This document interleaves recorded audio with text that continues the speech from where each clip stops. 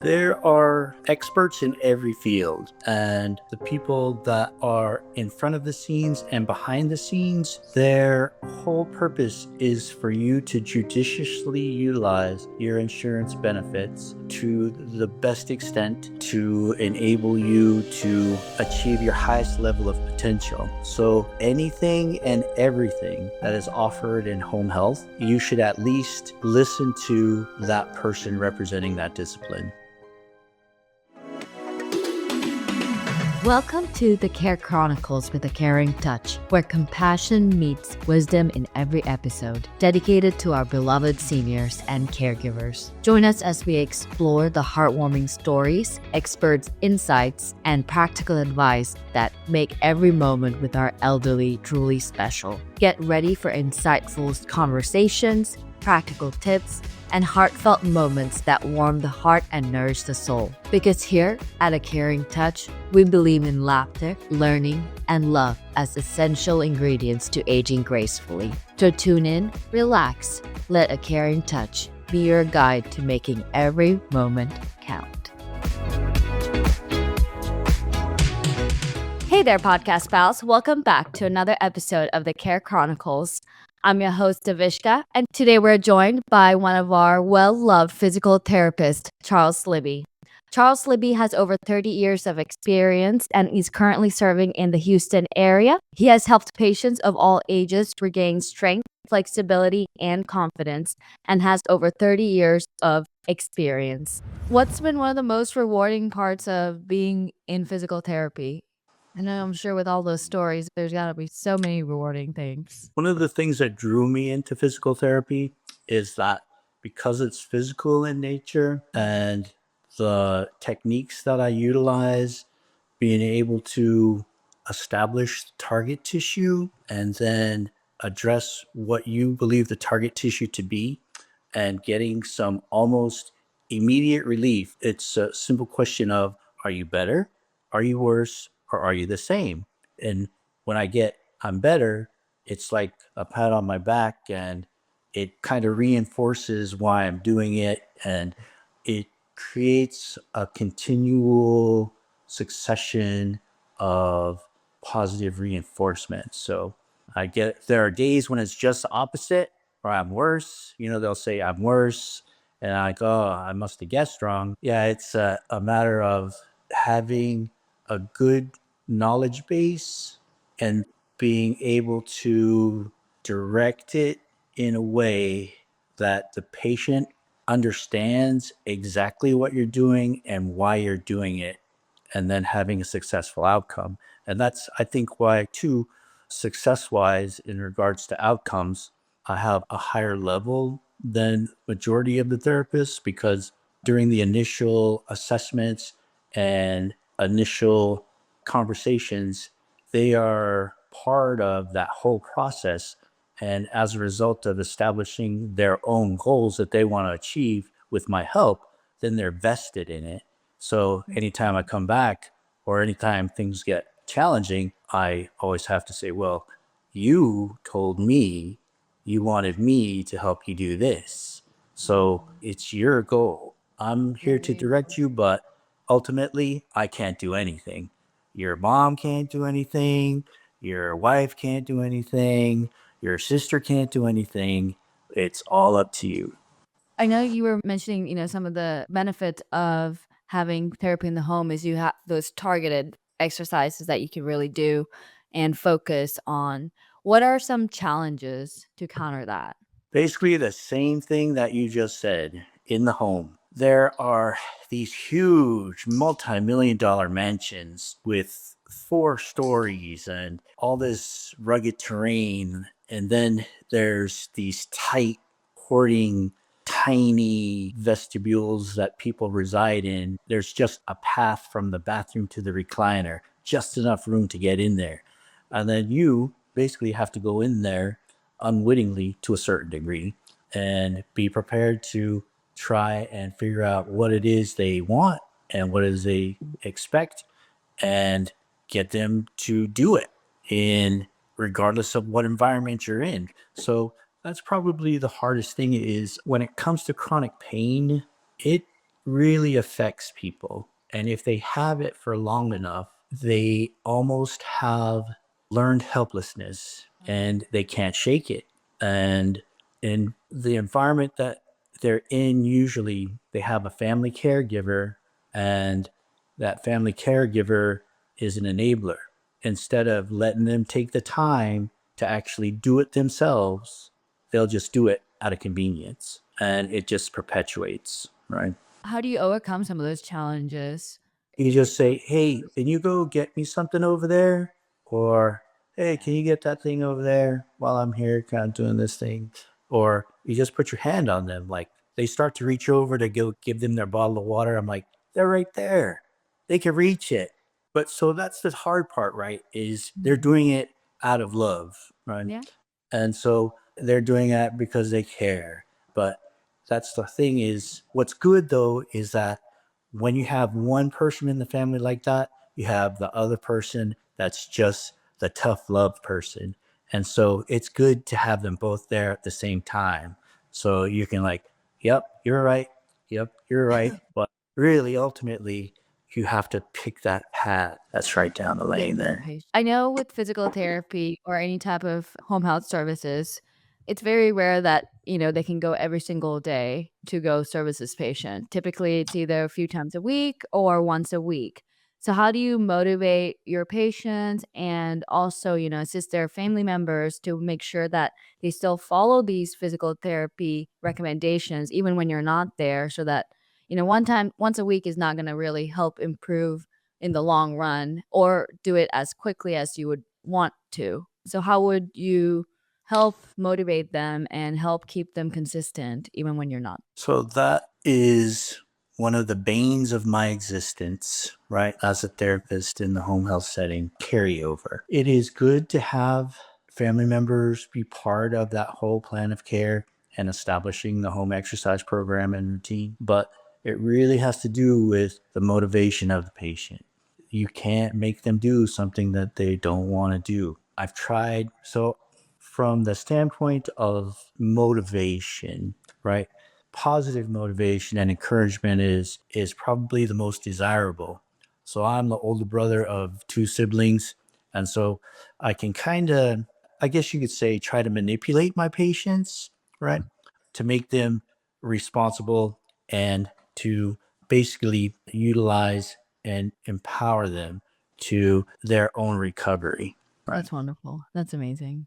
What advice would you give families or caregivers to help support these therapy goals at the home? Always reinforce the specific long term goal, encouraging and letting them be reminded that they're still a part of the family and that they're not a burden, and that if the roles were reversed, they would do the same. So, always using that as a means of motivation and even bribery if need be. There are some people that like to gamble, and that's one of my favorite goals is to be able to go to the casino and try to find something of interest that really is of interest that's motivating to them, like a specific singer or performer that's going to be coming to town, like a graduation coming up like this time of year, weddings, anniversaries, all of those types of things are always good ones. So utilizing that and keeping in mind that everybody has good days and bad days. So on a bad day, you do something, but on a good day, you try to do a little bit more. Yeah. I love that. What are some common misconceptions that people, that are wanting to try physical therapy in the home and have heard about you and about all the wonderful things you're doing? What's some misconceptions that they might have coming in that you would like to clear up? So if you haven't walked in a year, then I'm not going to be able to do it in a month. Now, that's one. I can come close, but there are some things that I cannot help you with. I'd hate to admit that. I hate to admit that. But there are some things that no amount of physical therapy can change. Yes, you do get a benefit from it, but are you getting better? Right. Mhm. So that's the key. And that's one of the hardest things about physical therapy in the home is that it's based on some specific goals that you have to do in functional activities of daily living every single day. So if it's not related to that, then it's time for you to transition into outpatient. So my goal is you have to get in and out of your bed, get up and down, chair, commode, car, shower, and bath, and get from point A to point B in your house safely and relatively independently. It doesn't matter how you do it, as long as you're safe and independent. You got from point A to point B in your house.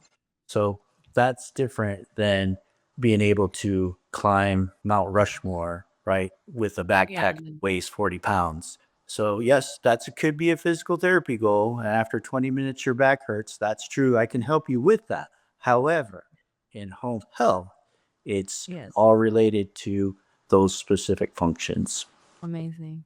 And last questions I had was like with the future of physical therapy, with advancements in medicine and advancements in prosthetics, what's something that you've seen is helping shape the future of home health physical therapy? AI is big.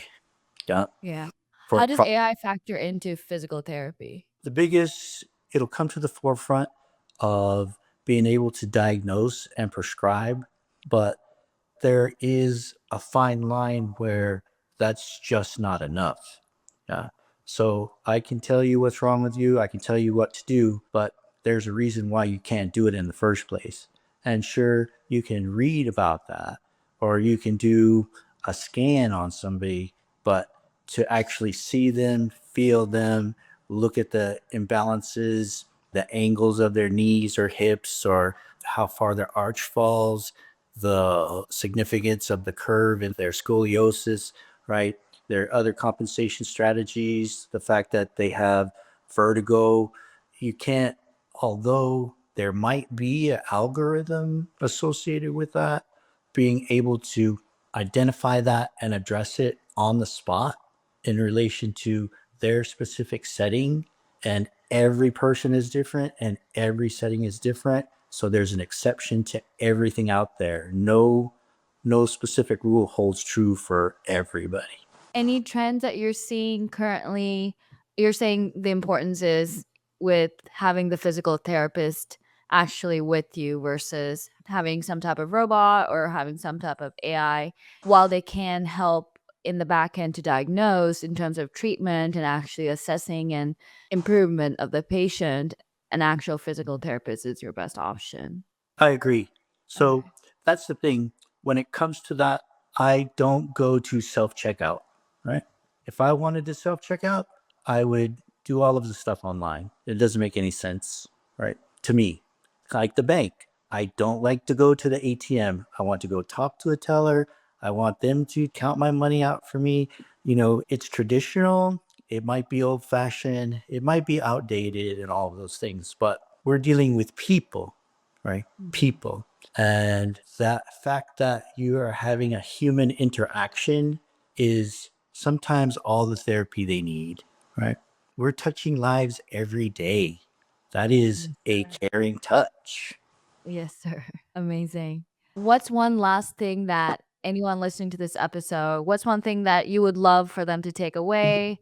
I know I'm sure there's someone listening and wanting to either explore physical therapy, is curious, or wanting to learn more, or see if this is something that would be beneficial for them or their loved one. So, what's something that you think that they should take away from this episode, if nothing else? There are experts in every field, and the people that are in front of the scenes and behind the scenes, their whole purpose is for you to judiciously utilize your insurance benefits for to the best extent to enable you to achieve your highest level of potential.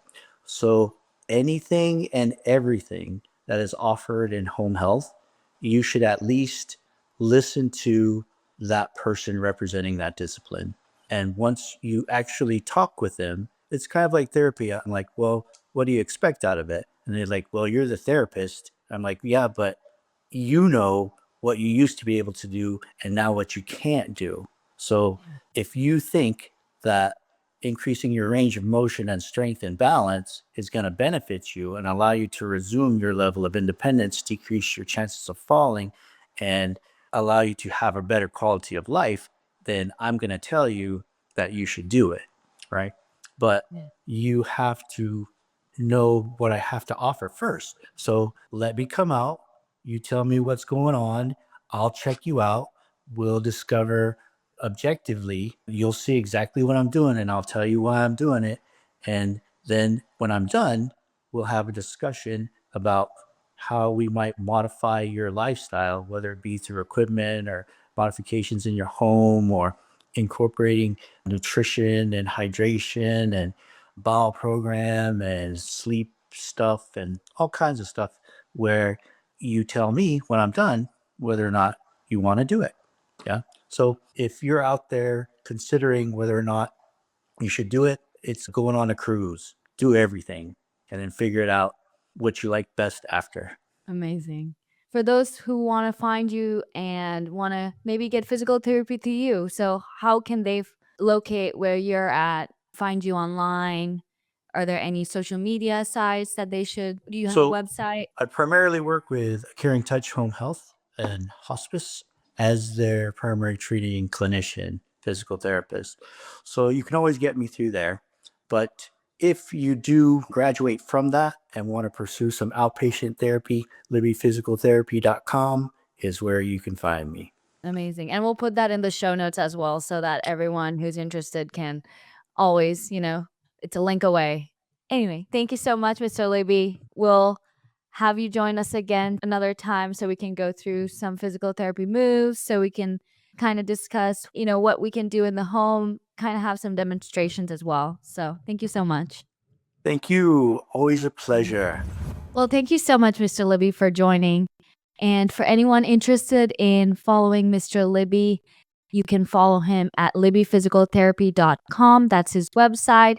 And he also works at a Caring Touch if you're wanting to get in touch with him. Thank you, guys. Until next time, see you then. Bye.